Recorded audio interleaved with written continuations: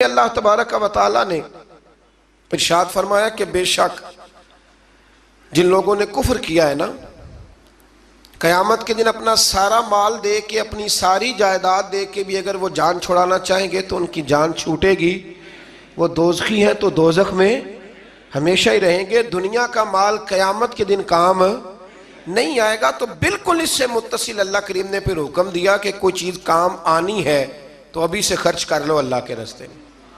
مطلب ہمیں امید ہوتی ہے کہ میرا بچہ پڑھ کے بخشوائے گا، میرے نام پہ خیرات کرے گا، تو میاں جتنی تو نے کی ہے اپنے لیے اتنی اس نے کرنی ہے نا، تو نے پتہ ہی ہے نا تو نے کیا دیا ہے، تو آپ میرا اور آپ کا بیٹا ہی ہے نا۔ تو اللہ تبارک و تعالیٰ نے یہاں حکم ارشاد فرمایا کہ خود اپنے لیے کر لو جو کچھ کرنا ہے۔ اور پھر ایک اور عادت یہاں اللہ کریم نے انسان کی بیان فرمائی اسی پارے میں، ارشاد فرمایا کہ اسے تھوڑی سی خوشی ملتی ہے تو راضی ہوتا ہے، اور ذرا سی تکلیف پہنچتی ہے تو شکوے کرنے لگ جاتا ہے۔ میں اکثر کہا کرتا ہوں کہ جو نعمتیں بن مانگے مل گئی ان کا شکریہ کوئی نہیں، اور جو نہیں نہ ملی ہوئی اس کا رونا ہے۔ یعنی ایک شخص کے پاس سارا کچھ ہے، بیٹیاں بھی ہیں، جائیداد بھی ہے، مکان بھی ہے، اور تندرستی بھی ہے، علم بھی ہے، بیٹا کوئی نہیں، تو اس سے جب بھی آپ ملیں گے نا تو وہ کہے گا دعا کرو اللہ مجھے بیٹا دے دے۔ تو خدا کے بندے باقی نعمتوں کا بھی تو ذکر کرنا جو اللہ نے دی ہوئی ہے۔ میں کہا کرتا ہوں کہ 360 ہڈیاں وجود میں ہیں، تو جس کا گھٹنا درد کرتا ہے نا آپ اس سے پوچھیں نا کیا حال ہے تو 359 کا ذکر نہیں کرتا، وہ جو 60ویں درد کرتی ہے اسی کا نام لیتا ہے، کہتا ہے یہ گھٹنا ٹھیک ہو جائے تو باقی ساری خیر ہے۔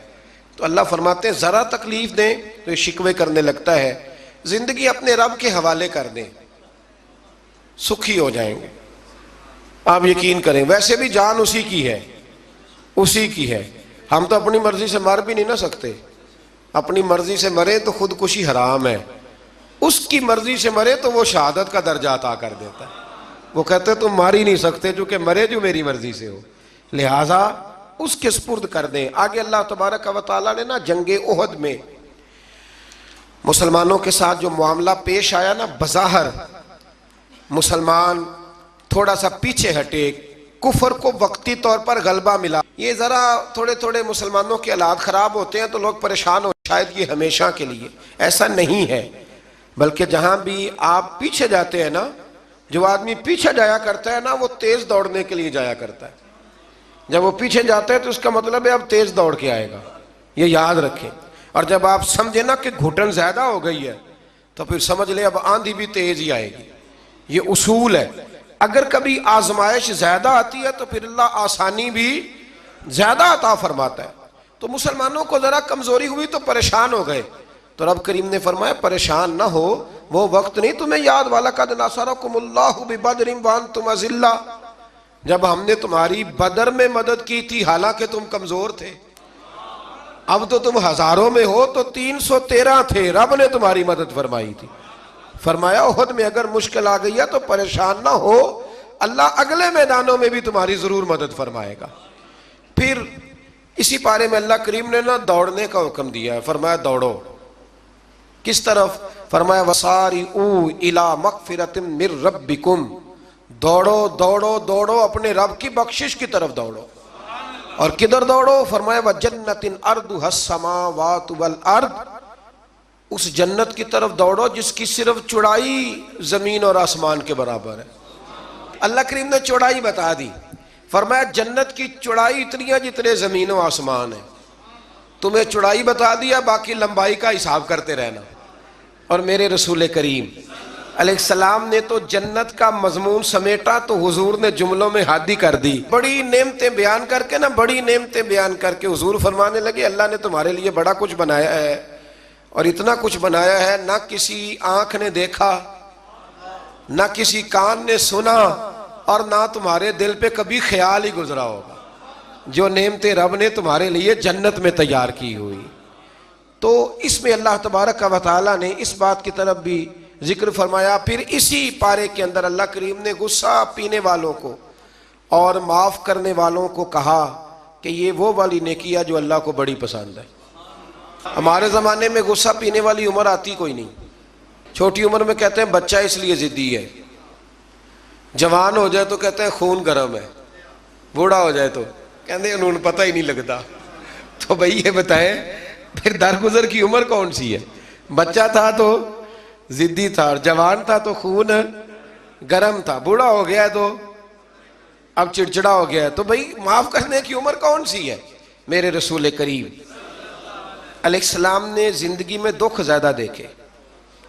حضور فرماتے ہیں جتنا مجھے ستایا گیا کسی کو نہیں ستایا گیا. حضرت جابر ابن عبداللہ فرماتے ہیں میں نے اپنے محبوب کو جب بھی دیکھا مسکراتے ہی دیکھا اور معاف کرتے ہی دیکھا. تو مہربانی فرمائیں والکاظمین الغیظ والعافین عن الناس، غصہ پینے والے، لوگوں کو معاف کرنے والے. واللہ یحب المحسنین، فرمایا یہ وہ نیکوکار ہے جن سے اللہ محبت فرماتا ہے. غصہ پینے والوں اور معاف کرنے والوں سے اللہ محبت فرماتا ہے. پھر آگے انہی آیات کے اندر اللہ تبارک و تعالیٰ نے مسلمانوں کو یہ حکم دیا ہے کہ جب تم سے کوئی غلطی ہو جائے، جب تم بھول جاؤ، تو پھر تم اپنے رب کی بارگاہ میں معافی مانگو، اور جب تم معافی مانگو گے اللہ تبارک و تعالیٰ اپنے فضل سے تمہیں معاف فرما دے گا. پھر اللہ تبارک و تعالیٰ نے بڑی شرح و بسط کے ساتھ اس بات کا ذکر فرمایا تفصیل کے ساتھ.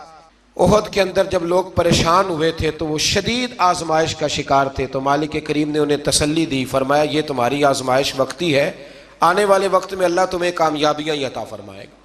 احد کے بعد پھر جتنا بھی جہاد ہوا سب میں میرے رب نے کامیابیاں ہی عطا فرمائی. پھر اسی پارے میں اللہ تبارک و تعالیٰ نے آیت نمبر 159 کے اندر رب کریم نے نبی کریم علیہ السلام کی سیرت کا ایک خاص پہلو بیان فرمایا ہے. حضور کی سیرت کا، زندگی کا ایک خاص عنصر بیان کیا، اور اللہ کریم نے فرمایا محبوب اللہ کی کیسی رحمت ہوئی کہ آپ اپنے غلاموں کے لیے نرم دل ہو گئے. یہ اللہ تعالیٰ کی کیسی رحمت من اللہ لنت لہم، آپ ان کے لیے نرم دل ہو گئے. وَلَوْ كُنْتَ فَظًّا غَلِيظَ الْقَلْبِ، اگر آپ سخت دل ہوتے یا سخت مزاج ہوتے، لَانْفَضُّوا مِنْ حَوْلِكَ، تو یہ آپ کے پاس سے بکھر جاتے، یہ بیچارے آپ کے پاس پھر بیٹھ سکتے.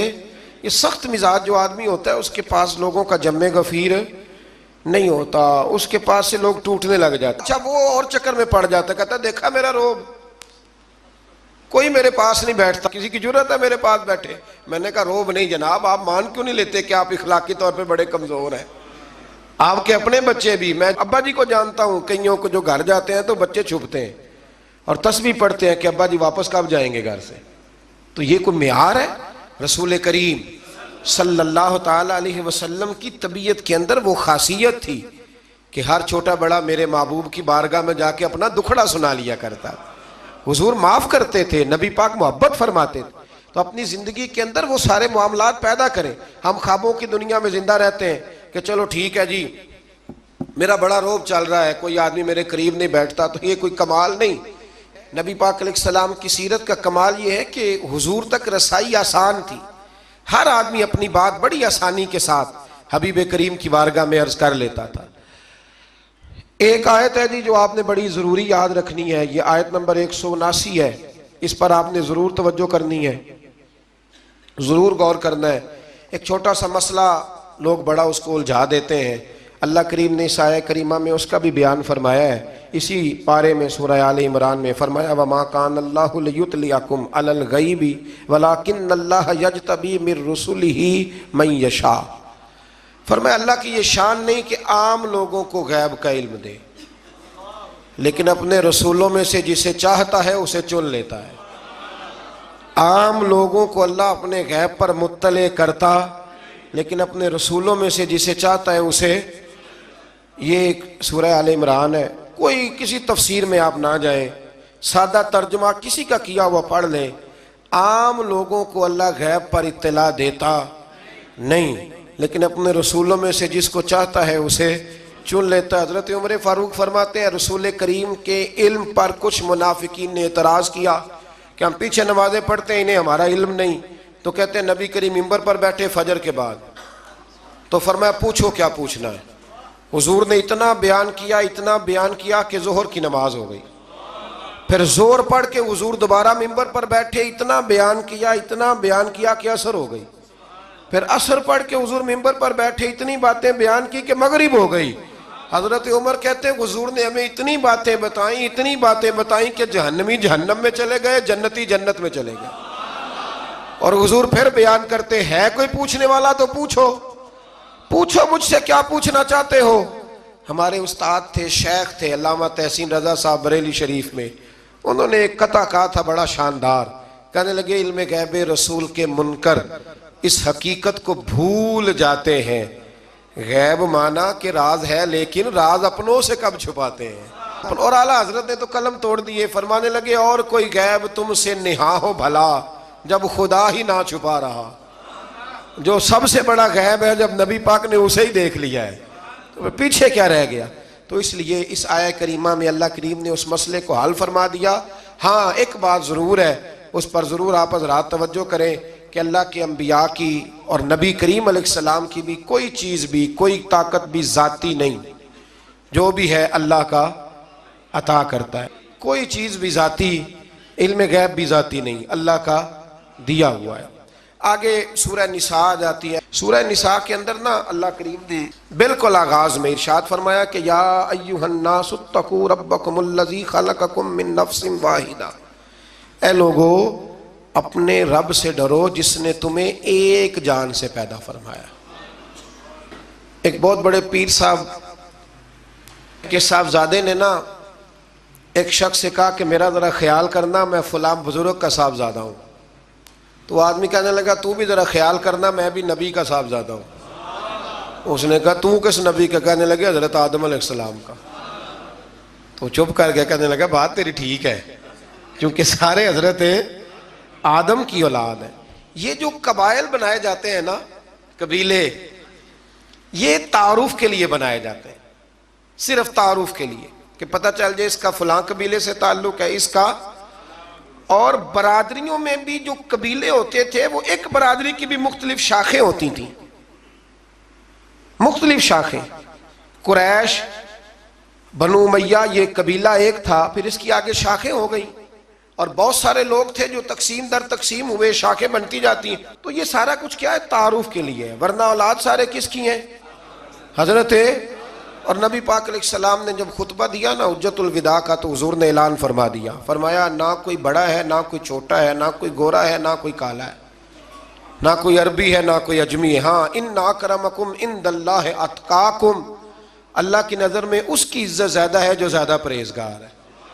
ابھی تک یہ مصیبت بنی ہوئی ہے ہمارے معاشرے میں، ابھی تک برادری ازم کی. اور کوئی عجیب سا ہی معاملہ ہے، سمجھ میں نہیں آتا کہ یہ کہاں جا کے حل ہوگا. ایک ہی برادری سے دو لوگ ہیں، ان سے کہا گیا کہ جناب وہ آپ نے کہا تھا کہ راجپوت فیملی میں رشتہ مل جائے تو اچھا ہے، تو مل گیا، کر لے. کہنے لگے نہیں کرنا، یہ مہاجر ہے، ہم مقامی ہیں. تو ٹھیک ہو گیا بھئی، اب کتنی تقسیم اور کرنی، یعنی اس سے بھی آگے اور پھر اس سے آگے تقسیمیں. اور یہ اتنی خوفناک تقسیم ہے کئی دفعہ پریشان ہو جاتے ہیں کہ قوم کتنی کو بٹے گی، کتنی کو بٹے گا. آپ یہ جو تقسیم ہے نا، اس تقسیم سے نکلیں. اب آپ یہ مزاج بنائیں کہ بھئی یہ نہیں کہ ان کو کھانا بنانا نہیں آتا، معاملہ یہ ہے کہ ان کا ٹیسٹ اپنا ہے، ہمارا ٹیسٹ. تھوڑی وحدانیت کی طرف جائیں، امت واحدہ بننے کی کوشش کریں. ایک تقسیم ایسی ہے بد عقیدگی کی کہ جس سے نکلا نہیں جا سکتا. جو بد عقیدہ ہو گیا اس کے ساتھ کیا صلح ہو سکتی ہے. لیکن باقی کوشش کریں، جو اپنے ہیں نا اپنے، ان کی غلطیوں سے درگزر کریں، انہیں قریب کریں، چھوٹی موٹی کمزوریاں دور کریں، محبت کے ساتھ ذکر کریں، خیر کی بولی بولیں، اپنوں کی باتیں اپنوں میں رکھیں اور کوشش کریں دل تھوڑا بڑا رہے، محبت تھوڑی بڑی رہے، پیار تھوڑا بڑا رہے، وفا تھوڑی بڑی رہے. اس سے آپ کا دل بھی بڑا ہوگا اور لوگوں کے اندر محبت بھی زیادہ پیدا ہوگی. اللہ ہمیں سمجھنے کی توفیق عطا فرمائے.